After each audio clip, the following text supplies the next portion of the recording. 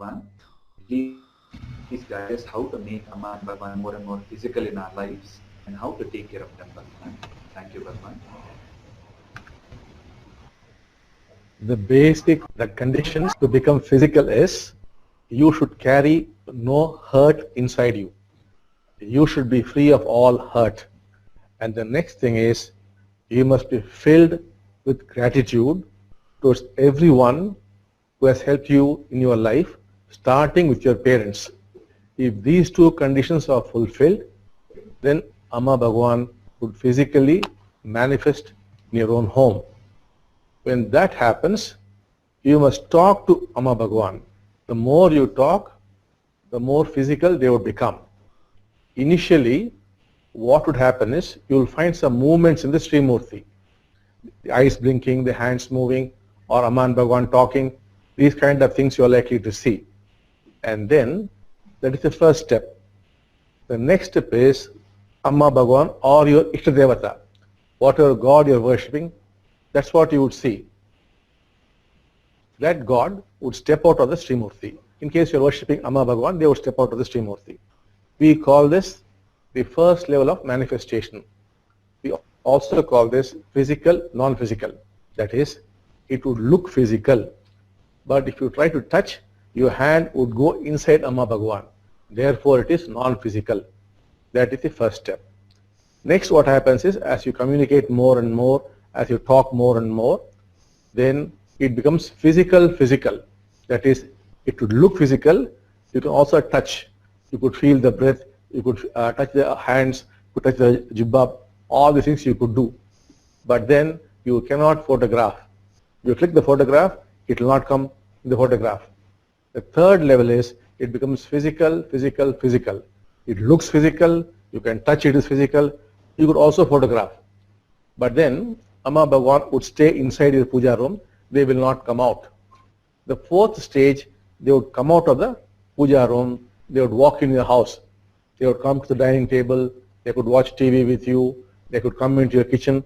All these things would happen. And at the fifth level, they would come out of the house itself and walk with you. That is the next level. But for all this to happen, you must be very communicative. For example, if you are a very reserved person who does not talk, who does not listen, then Amma Bhagavan would not talk to you, would not listen to you. You must be a friendly person, communicating well with your mother, with your father, with your husband, with your wife, with your children. Only for such people it would happen. If you are a reserved person who does not listen to what anybody is talking, or you do not talk, for such people this would not happen. So step by step it would increase. Then of course you must ask Amma Bhagavan or your God who is manifested, what should you do? What kind of food they would like to eat? Do they want to stay in your house? Do you have a room for them? All these things is between you and the physical manifestation. You must talk. And they will guide you completely what to do. Depending on that, they would be there. And of course, you can ask whatever you want. Whatever trouble you are in, you can directly ask, I have a financial problem. I have a health problem. I have that problem, this problem. Or you can say, give me awakening. Give me transformation. So whatever we have been teaching you, you could straight away ask, and they would give you a diksha. That is the highest diksha. God Himself, the Divine itself, coming to you physically and giving you a diksha. And that diksha is given, it's all over. All the human diksha is only a preparation for that. Ultimate diksha is the Divine itself gives you a diksha. When that is done, it's all over. But what you must know is the Divine can become very, very physical. Will actually live with you like another family member. It will become that physical. That you must understand. Thank you, Amma Bhagavan.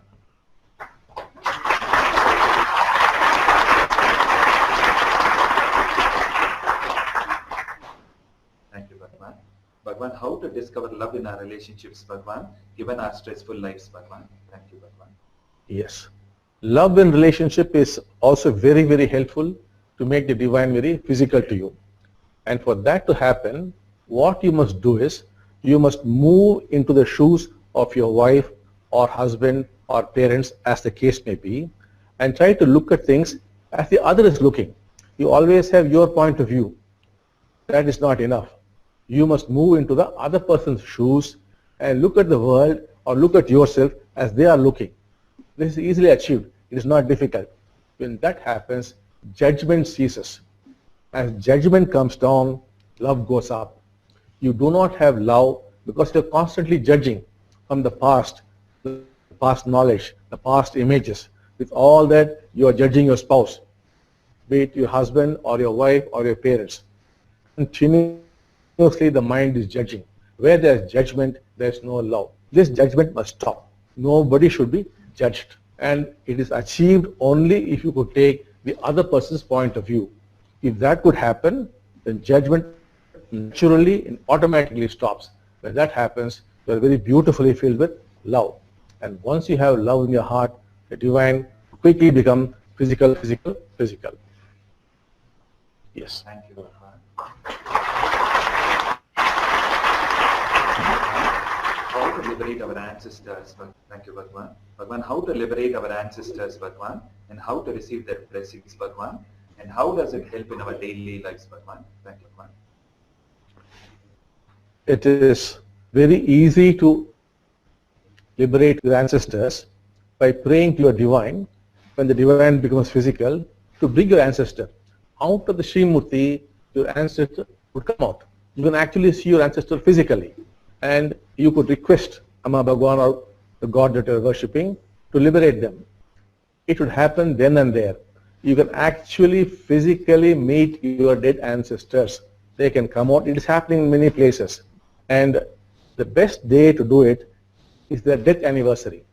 During the anniversaries, you could pray and they would come out. On that day, you could also make dishes which your ancestor likes. You could place them there and your ancestor will eat those dishes.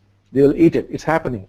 And then they would be very, very happy with you, and they would also give you a blessing, and then they would go back to the Srimurti and vanish. So that is the best way to liberate your ancestors, and the best day is their death anniversaries. Whatever year it is, 42nd year, 43rd year, or even 50th year of the anniversary, you could do it. Bhagavan, how does it help in our daily lives, Bhagavan, the blessings of our ancestors, Bhagavan? Many of the problems are because of your ancestors not being happy with you. So this kind of thing where you invoke them, get them there, and you do a padapram to them, the dead ancestors, and you feed them what they like, and getting a blessing from them would almost instantly solve your problems. The problems are there because you do not have their blessings. That's one way of solving your problems. Thank you, Bhagavan.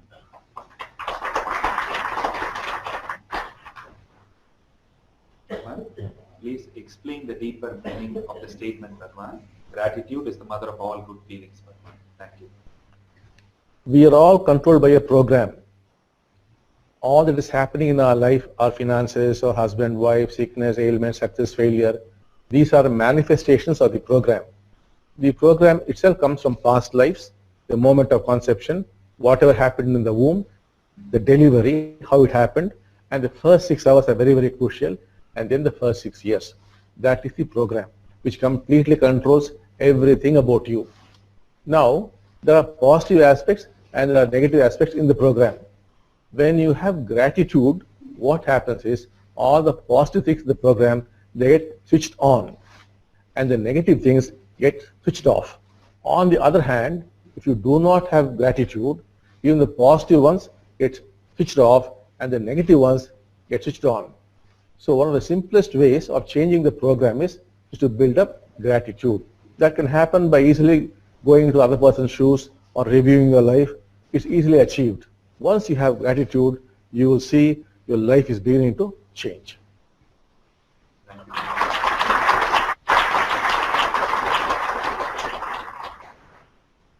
Shri Bhagavan, please explain the difference between physical Amma Bhagavan and Satyalok Amma Bhagavan and Antaryamin Amma Bhagavan. So for this you must understand, Amma and myself, we are not physical Amma Bhagavan. We are only Avatar Amma Bhagavan. That's all. We can give you a blessing. We cannot do things. This is done by Paramatma Amma Bhagavan, who are the ones who are becoming physical to you in your homes or in the chambers. That is the Paramatma Amma Bhagavan who actually do things. Now, we are only some kind of guides. and we are blessing. So you should now get to the Paramatma Amma Bhagavan, who become physical to you. They would be helping you in all your affairs, totally and completely. They will take care of your spiritual growth, everything. And in case they become physical to you, you can be sure that when you die, you will be going to Vaikuntha or Satyaloka above. That's where you'll be going. It means you have got your visa to go there. It's confirmed, if you get it physically. Now, with the help of this Paramatma Amma Bhagavan, you can go to the Purushottama Amma Bhagavan. That is another loka where they exist. They physically exist. It's much more real than this loka. But you cannot get there without the help of the Paramatma Amma Bhagavan. So you should request them, ask them to take you there.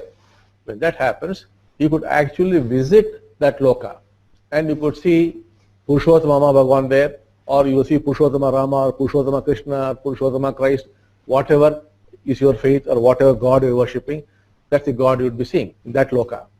Now, with the help of that Purushottama, let us say Amma Bhagavan, if you get close to them, build up a bond with them, then with that help, you could go to the Jyoti. The Jyoti is much beyond. The Jyoti is like a million suns put together, but that love or compassion you cannot imagine. So you can get there. And then when you go to the Jyoti, with the help of the Jyoti, you could go to the unmanifest Brahman, or what the mantra we call Om. Now, for example, electricity, we have no idea about it at all. But when it manifests as heat, light, motion, or electromagnetic waves, then we know, oh yes, there is electricity. But when it is unmanifest, we have no idea about it. That Om or Brahman is the unmanifest. That is the ground from which everything starts. For example, the Bible, it said, the beginning was the Word, and the Word was with God. And God said, let there be light. That word only is Om. That only is Brahman. That is the one of Taoism. That manifests as light. So we start the Mula Mantra with Om, and that light is Sachidananda Parabrahma. That's the Mula Mantra. It says Om, Sachidananda Parabrahma. That becomes the Purushottama. That light becomes the Purushottama. And therefore we say Purushottama. That Purushottama becomes the Paramatma. That's what the mantra says, Paramatma. And that Paramatma has created the avatar. So we say Bhagavati Samayita, Bhagavate Namaha. That's what you are reciting every day without knowing what it means. But now, when the Lord becomes physical to you, you should ask, please take me to the Purushottama. And when you get there, you must ask, take me to Sachidananda Parabrahma. And then when you go there, you can say, take me to Om or Brahman. So you could go there. And that's where you will finally reach. So step by step you can go. It all depends upon you. If you want to be one with the unmanifest God, you could go there. And when you go there, you will realize that you only are that God. In the beginning, you see the avatars, you see, then you see the Paramatma, then you see the Purushottama, then you see the light. But when you go into Om, the Brahman, you only are that. You alone exist. You are everything. There is nothing else. You are only that sublime God, the highest God, the God of gods. That you only are that. All this is only a journey towards that. Suddenly you discover you only are that. Then you say, Tattvamasi, thou art that. Or Aham Brahmasmin, I am the Brahman. So all these teachings of the Upanishads, they become reality to you. So Adi Shankara got there. People like Ramanujacharya, Madhvacharya, Namdev, Chaitanya. So all these people, Christ, Guru Nanak, all of them went up to the level of Purushottama, the Arvas, the Nayanmas. They could have gone above if they wanted to, but they wanted to stay there. That's what they preferred. Some went into the Jyoti like Ramalinga Swami, who said Arut Perunjori, Tani Perun Karanai. So they went there. And people like Adi Shankara went beyond Jyoti into Brahman. So this is a matter of discovery. It all depends upon you where you want to go. But you must start with the Paramatma who becomes physical to you. That is the beginning of the journey. Once it happens, everything is automatic thereafter. It all depends on your passion and your seeking. Thank you, Bhagavan.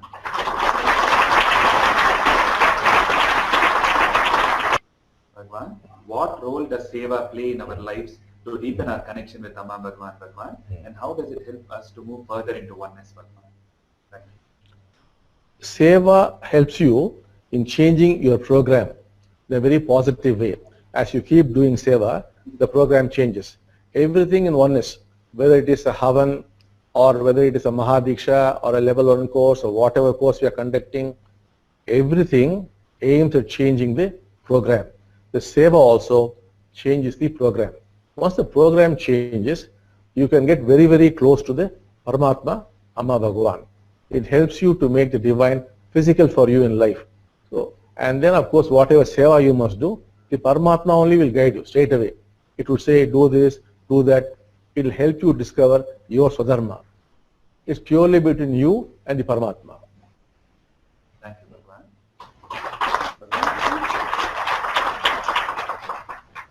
Bhagavan, please guide us how to start oneness communities, Bhagavan, and how to establish oneness centers, Bhagavan, and also the 2-chamber and 3-chamber processes, Bhagavan. Thank you, Bhagavan. First, you must be able to get the Paramatma physically in your life. And then you must create a virtual community where you keep talking on the cell phones every day about the teaching, about the miracles, and you keep discussing about people's problems, you pray for others. This kind of thing must happen. And then you move on to creating the chambers, either the 2-chamber process or the 3-chamber process, for which we must, in the university here, we will ask the physical Amma Bhagavan, not we. The Paramatma becomes physical. The dasas talk to them every day. For the dasas, Paramatma is totally physical. They will ask them and they must select you. Only such people can start this 2-chamber or 3-chamber process. 2-chamber process is only for healing. 3-chamber process is not just healing, it's also for solving your other problems and to help you to become awakened, transformed, God realized, all those things. So that you must start. So first, Paramatma must become physical to you. That's most important. And then you start the virtual community. And then you move on to the chambers. And then you move on to a physical oneness community. For all that, the divine only will help you. It will help you in constructing, putting up the communities. It's purely between you and the Paramatma. Thank you, Bhagavan.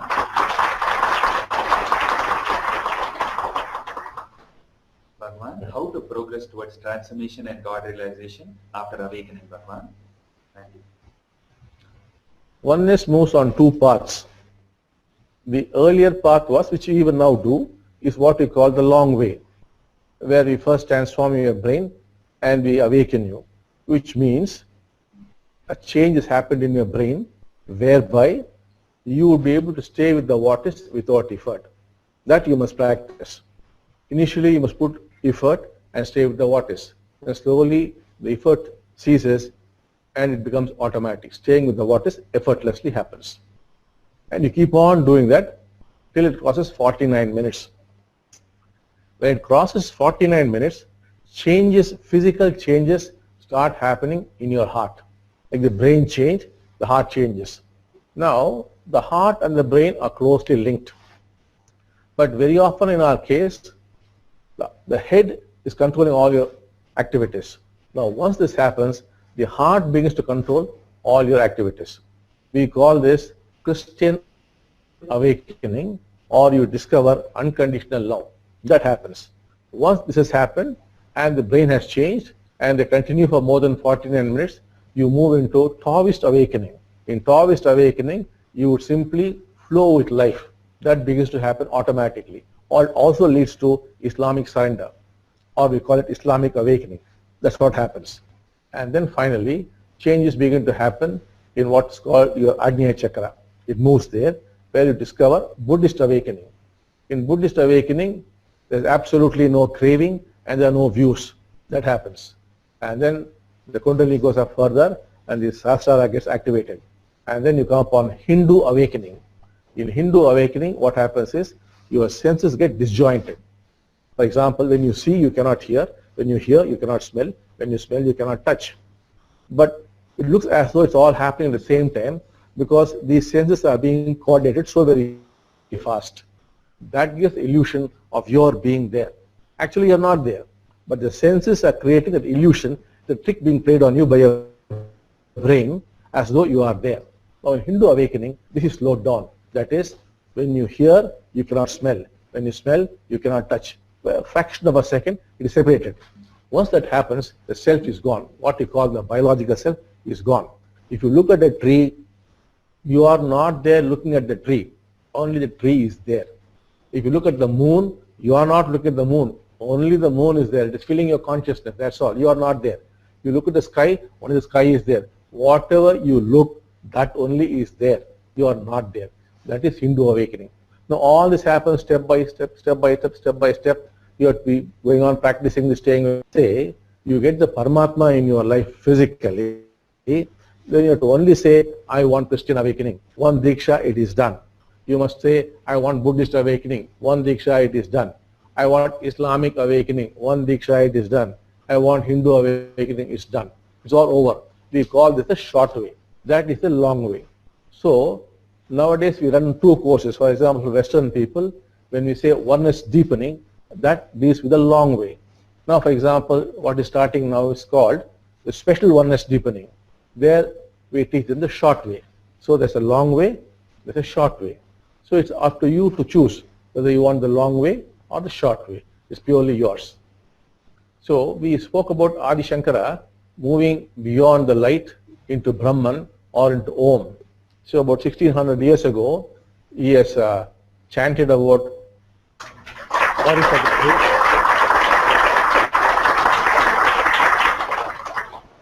Sorry for the break. We'll continue with the chant.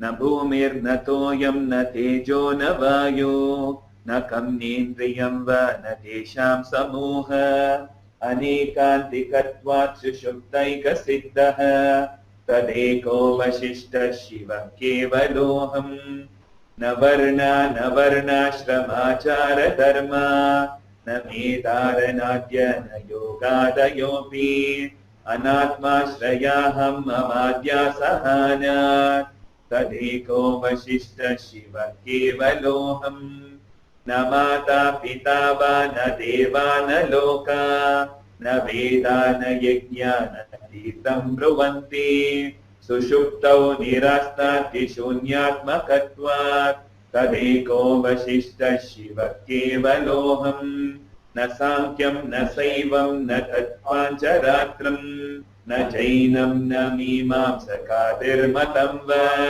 विशिष्टानुभूत्या विशुद्धात्मकत्वात् तदेको वसिष्ठः शिवः केवलोऽहम् न शुक्लं न कृष्णं न रक्तं न पीतं न कुब्जं न पीनं न ह्रस्वं न दीर्घं न रूपं तथा ज्योतिराकारकत्वात् तदेको वसिष्ठः शिवः केवलोऽहम् न जाग्रं न मे स्वप्नको वा सुषुप्तिः न विश्वो न वा तेजसः प्रज्ञको वा अविद्यात्मकत्वात् त्रयाणां तुरीयः तदेको वसिष्ठः शिवः केवलोऽहम् न शास्ता न शास्त्रं न शिष्यो न शिक्षः न च त्वं न चाहं न चायं प्रपञ्च स्वरूपावबोधो विकल्पा सहिष्णुः तदेको वसिष्ठः शिवः केवलोऽहम् न चोर्ध्वं न चादो न अन्तर्न बाह्यं न मध्यं न तीर्या न पूर्वापरादि वियद्वापकत्वात् अखण्डैकरूपः तदेको वसिष्ठः शिवः केवलोऽहम् अपि व्यापकत्वात् तत्त्वात् प्रयोगात् स्वतःसिद्धभावात् अनन्याश्रयत्वात् जगत्तुच्छमेतत् समस्तं तदन्यात् तदेको वसिष्ठः शिवः केवलोऽहम् न चैक्यं तदन्यात् द्वितीयं कुतः स्यात् न चाकेवलत्वं न वा केवलत्वं न शून्यं न चाशून्यमद्वैतकत्वात् कथं सर्ववेदान्तसिद्धं ब्रवीमि कथं सर्ववेदान्तसिद्धं ब्रवीमि कथं सर्ववेदान्तसिद्धं ब्रवीमि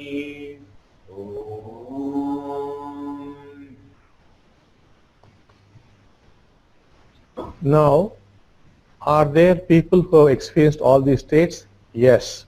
Most of the dasas for whom the divine is physical have experienced all these states. For example, your dasa, Vikram Dasaji, has fully experienced all these states.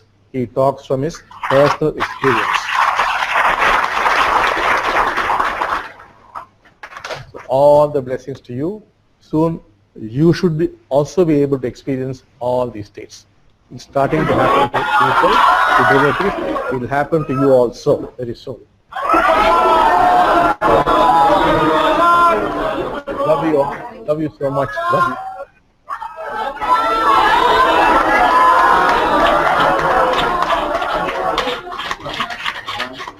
Now may we pray and meditate with Lord mercy.